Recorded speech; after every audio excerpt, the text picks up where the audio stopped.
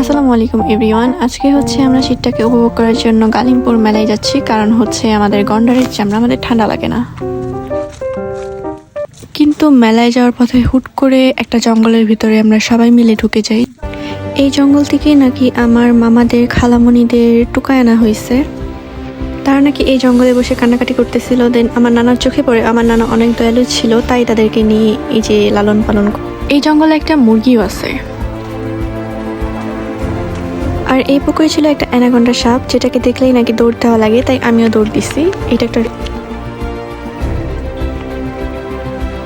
আর এই জঙ্গলের মধ্যে হুট করে দেখতে পেলাম যে আমার খালামণির একটা যমজ বোন।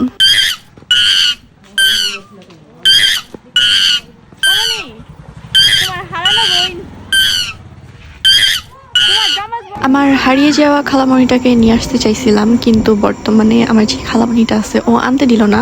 মেবি জেলাস ফিল করতেছে। যাই হোক, আমি যেদিক পানেই তাকাই সেদিকেই শুধু জঙ্গলই দেখতে পাই।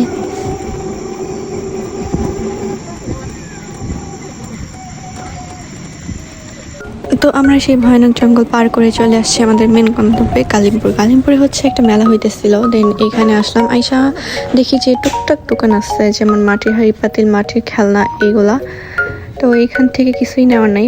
চারিপাশে পরিবেশটা খুবই নোংরা। তো দেখতে দেখতে একটা ব্যাগের দোকান দেখলাম। এইখানে মোটামুটি ব্যাগের কালেকশনগুলো ভালো। এখান থেকে আমার এই হোয়াইট কালার ব্যাগটা ভালো লাগছিল। তারপরে আমরা আরেকটু সামনের দিকে আগাচ্ছি, দেখতে চাচ্ছি যে সামনে কি আছে। তো এইখানে দেখা যাচ্ছে যে শীতে যত জামা কাপড় আছে এখানে সবই এখানে। দেন এখানে হাঁড়ি পাতিল, এগুলা কি বলে, পিঠা বানানোর খাঁজ। আর এই যে টুনিটাই ওর সংসারের জন্য হাঁড়ি পাতিল কেনাকাটা করতেছে। এখানে মেলামাইন আছে, তারপরে ওয়াটার বোতল, আরও অনেক কিছুই আছে, মোটামুটি পুতুল, আরও কি কি যেন ছিল। এখানে ফার্নিচারও আছে, যাদের সামনে বিয়ে তারা এখান থেকে কিনে নিতে পারেন।